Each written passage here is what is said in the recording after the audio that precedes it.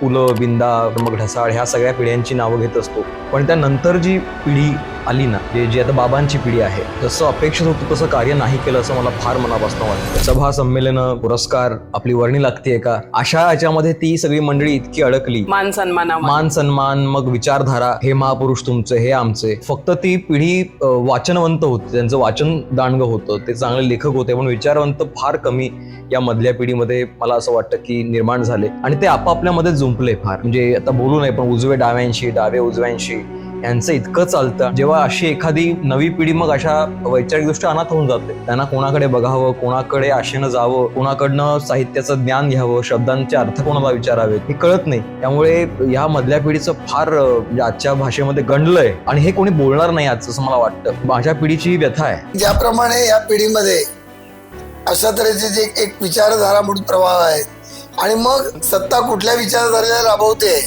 त्यामध्ये ते साहित्यिक ही पिढी रमले, तितकं मान्य आहे. त्याप्रमाणे नव्या पिढीमध्ये पण असं एक चतुर असा एक वर्ग होत गेलेला आहे की त्याच्यामधल्या पण कोणाबरोबर राहिलं तर आपल्याला पुढे भविष्य आहे ओळखणारा पण एक वर्ग निर्माण झाला तरुणांच्या मध्ये पण. म्हणजे ते फार मोठं नुकसान आहे.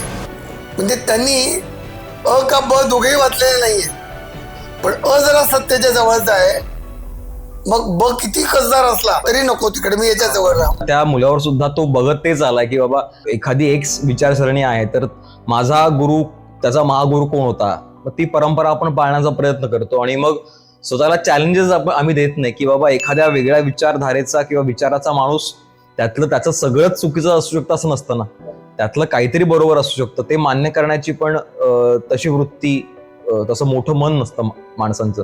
त्यामुळे हे साहित्यातल्या वंशावळीमधली अनुवंशिकता आहे असं मला वाटतं. नुकसान कुठलं माहिती का, नुकसान हे मूळ साहित्याचं आहे.